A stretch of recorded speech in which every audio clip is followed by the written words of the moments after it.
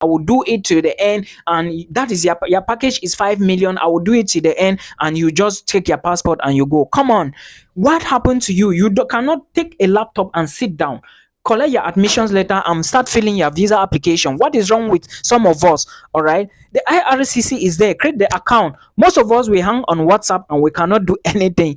At the end of the day, we start blaming people. You are the cause of your own problem. If the time you spend on WhatsApp and Facebook, take the time to create accounts on IRCC and do these things yourself. All right, I hope you will learn from this. So guys, if you are new to this channel, please understand that on this channel I mostly talk about broke people, because I come from a family that literally had nothing. All right, yes, it's true. So sometimes when you watch my videos and I said those that belongs to the broke category, this is what you should be doing, do not think that it is true. All right, we all have to fight so that we don't remain in our broke situation. So now, today's video is another opportunity to talk about Canada, and I want to talk about something that occurred in 2018, and the Canadian immigration or the Canadian government is deporting more than 700 students from an incident that took place in 2018. But before I talk about this incident, I'm going to tell you something that happened. All right, before I talk about this, I would like to talk about some very important documentations you should pay attention to. Now, I am talking about those of you that are dealing with people, those of you that are dealing with agents, including me, because I equally do admissions to international students. But I will explain to you why and how you should go about all of these things. Now, last year I was doing an application and an international student came to me and was like, Milton, is like one of my documents is fake.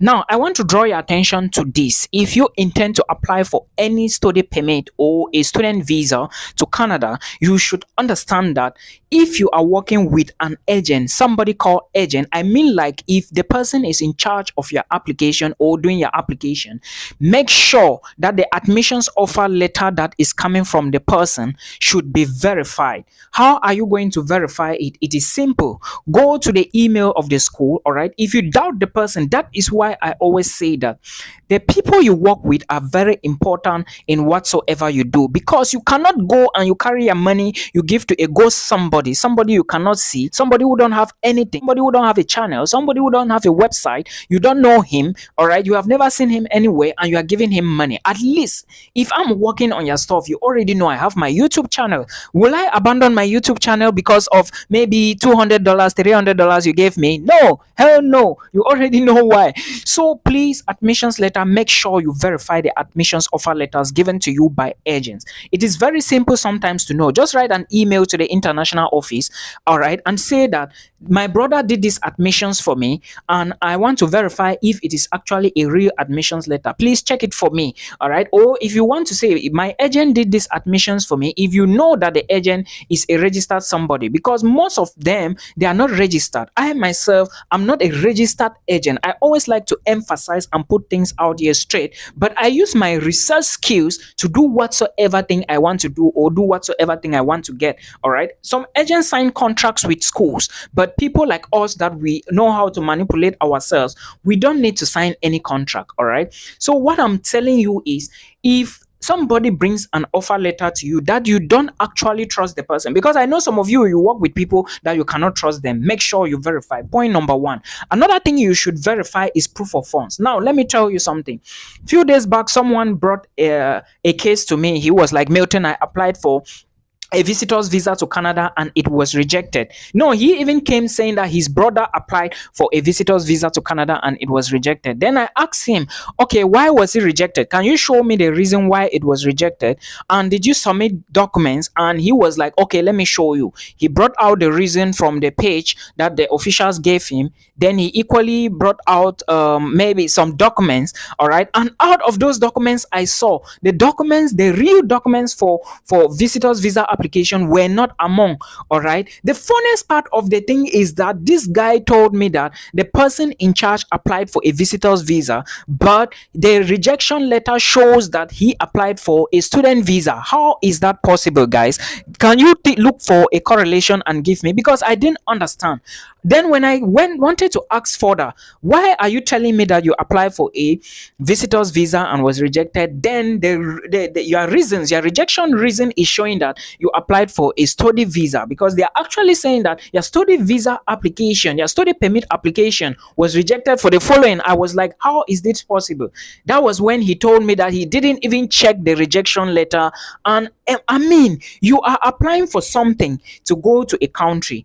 An agent is doing it for you. You don't even know anything. You don't ask question. A rejection letter came to you. You do not even check it. That shows how unserious we are. Some of us some of us are outside here. Some of us, we are not serious with our lives. Or I was very angry because the thing even the documentation he submitted for the visitor's visa, they were not the correct documents. The bank statement was pure fake. I mean, pure fake. All right. If you watch my video on visitors visa to Canada, you are going to see I took my time to list everything chronologically, and I explained why you needed those documents. Again, even the bank statement, so fake. All right, so fake. If you see the figures, I have always explained how bank statements are supposed to look like. I don't know why people still make errors like this. You go and you meet an agent and he just he does everything that he wants to do for you, and at the end of the day, your application is rejected. How can an agent do a bank statement for you? At the end of the day, your account shows that they don't take money for the card. They don't withdraw money for card. The bank don't even take monthly charges. UBA, a bank like UBA, they always take monthly charges. I think it's 4,000 or something. I don't know. Those of you that are members of UBA, you know how much they take from you every month. If you are doing a statement, all this has to appear on the bank statement. But the statement I saw, nothing like that. Nothing, absolutely nothing. So please, you have to be careful with some of these things that we do. The next thing you need to do is the police report. Remember, you need this document. All right, during your visa application stage, you need this document called the police report. So now, if you are faking the police report, it means that that is another crime on its own. All right, you shouldn't be faking things like this, because at the end of the day, they might not even check the police report, but something like maybe the medical certificate, it will be checked, because medical certificates, they carry QR codes. All right, they will just input the QR code, and before you know, they see every detail that was done in the hospital. So no need faking all these documents. You have to be careful with them. Then family information, there is a form you have to fill when you are applying for a study visa. Then there is another form you have to fill when you are applying for a visitor's visa, which is the family information form. I think it has a name. Is it IM something? So please make sure you put the right details on those documents. All right, on that form. When the greatest thing or the greatest error you should ever do is to lie that your mother is this person, whereas your father is this person, or your mother is this person. Before you go and you meet an agent, now the agent is putting maybe Mrs. Lucy is your mother, or maybe Mr. Patrick is your father, whereas your father's name is Eric, or maybe your mother's name is Esther. Do you see how these things? Make sure you always follow people. That is why when I'm working with people, with students, I always tell them, if I bring your offer letter to you, know that that offer letter is what I'm going to get for you. Because if you move to Canada today, it will be my joy that you have succeeded in your journey. And again, when I give you, you have to pay your tuition fee yourself. All right. When you pay your tuition fee, I'm even explaining a lot. There is a group I have for my people, the people that are going to be applying for visa. Some of them have already launched their visa application. When I tell them, please read their offer letters, they still don't read. Come on, guys. You guys are watching me here. We have to take things serious. When I give you an offer letter and I say, read it to see if your details are correctly, people still make errors. They don't read it. All right. They don't read it. Anyways, I just want to explain all of this so that you should know. Another thing is your documentation. Fraudulent documents. All right. A lot of people don't know. Some people, you have applied for visas and maybe, let me say, your passports went to Senegal and never came came back, or left to for the Canadian office and never came back. Some of you, you purposely fraud documents. They will ban you and you will never enter Canada. And if they ban you from Canada, know that you will not go to the US. You cannot enter the US again, and probably it might affect you for your Schengen visas. All right, remember, these embassies are interlinked. They have a network of communication. So don't even think that maybe if they ban you from Canada, you might enter into maybe Norway tomorrow. You never can tell. Before you know, your details are circulating, so you have to be careful. Now, I have finished with the details I wanted to explain to you. Now let me talk about the particular news, the news I wanted to give you. In 2018, a particular agent, this is news that came from Canada, all right, and I think the students will be deported because there is no way they can actually keep them in Canada. One, what happened? An agent did an application for students, all right, and you know what most agents do? They tell you that this is your package, maybe 3 million, 4 million, you pay everything to them, and at the end of the day, they take the money, then they do your admissions offer, then they do your visa application, and the rest they submit on your behalf. There is a place on the IRCC portal you can authorize someone to submit for you, so they do the submission themselves on your behalf. Now, a particular agent from a country in Asia did this for some students. There were about 700 that came from that particular agency. Now, in 2018, all right, that was when that incident happened. Then they moved into that country. Before they moved into the country, because it was a well calculated strategy, it was planned that they cannot study again. What happened? The agent told them that there are no available spaces again to fill into this campus, that they have to wait. But because they didn't want to wait,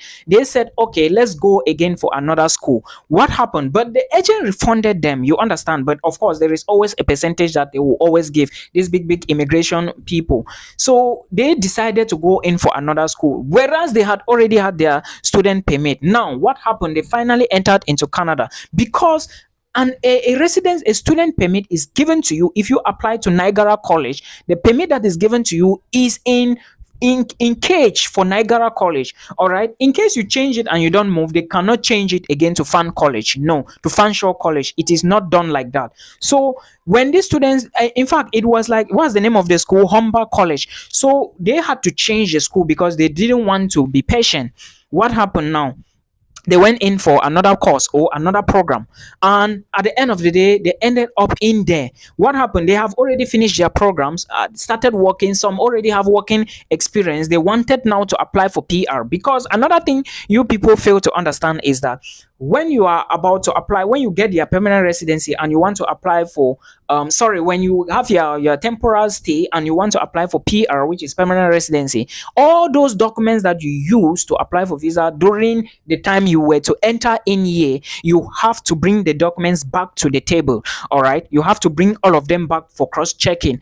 So something happened. The immigration didn't check why they were moving in. Even the way their visas were given, normally the visa official was supposed to find out what happened, or let's say even if they had gotten their visas before getting the second admissions letter to move into this school, or whatsoever happened, the officials at the airport were supposed to verify to see what happened, but they didn't check, and they have finished everything now. Upon applying for their PR, they were caught.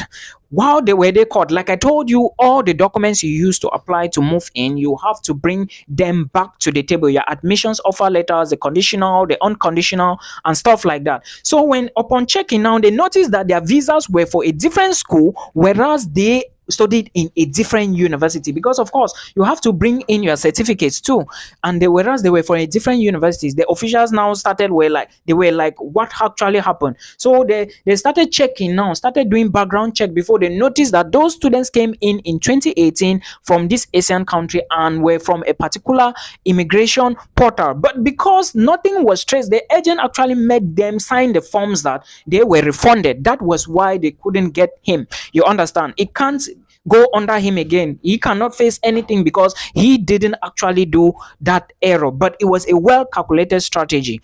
Now they have to return back home. or they have to be sent back home. The reason is, who are you going to blame now? You have to blame yourself. Are you going to blame the agent, or are you going to blame who? But at the end of the day, the agent calculated them because he manipulated them. All right. So what I'm trying to say here is that you have to be very, very careful with some of the things. If you check, you are going to find this news all over. You have to be careful with who you work with. All right. Last 2 weeks, I was asking one woman, he was from somewhere after visa application. I was like, what type of visa? He told me, and I was like, did you do it yourself? He said no, his agent is in Canada. I was like, what happened? Okay, do you know when you are traveling? He said he doesn't know. And was like, when I asked the next question, he was like, he's like, I really need to go and ask this guy. I was like, someone is doing something for you, and you, what if they were to ask you questions?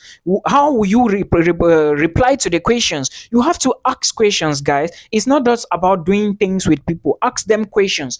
All right, this is what I always tell people, that when I say give me documents that I need to do this stuff for you, provide the documents that I'm telling you, because I have checked and I know that these are the documents that you need. All right, sometimes you go to an agent, the agent will be like, no, don't worry, just go and sit, give me 2 months, give me 4 months. You don't hear from anybody after 3 months, after 4 months, and you are still sitting, you are working with somebody. Come on, you are the one they are using. You guys have to be careful with certain things that you take very easily. That is your life. And before you return now, maybe to Pakistan or to India or maybe to the Philippines empty handed, you may never go again in there. So these are some of the things that we take for granted, and at the end of the day, they hunt on us and destroy our future. Please be careful with the things that we do. All right, I just wanted to explain these things to you because there are a lot of things that people do. Someone came to me and was like, Milton, this person ate my money. I was like, what happened? He said, I gave him 2 million. He said, after I will give 1 million. I was like, you gave him 2 million to do what? For admissions or for what? For admissions and visa. I was like, what have I been telling you? The embassy's website is there. I have said that if you are to migrate in there, do tell them to do the application. All right, how much they are going to charge you. The way I do, I tell you that this is how much I need. All right, and this is how much I need to give you this. When I give you, my work is done. If I decide to pay your first installment for you, that is my likeness, but that was not the agreement. I am not doing anything visa. You do it yourself. I can guide you if we agree on that. All right, so always be open to people, always speak to people to know what they are doing. Don't just go, someone will tell you that I will do it to the end, and that is your package is 5 million, I will do it to the end, and you just take your passport and you go. Come on, what happened to you? You cannot take a laptop and sit down, collect your admissions letter, and start filling your visa application. What is wrong with some of us? All right, the IRCC is there. Create the account. Most of us, we hang on WhatsApp and we cannot do anything. At the end of the day, we start blaming people. You are the cause of your own problem. If the time you spend on WhatsApp and Facebook, take the time to create accounts on IRCC and do these things yourself. All right, I hope you will learn from this.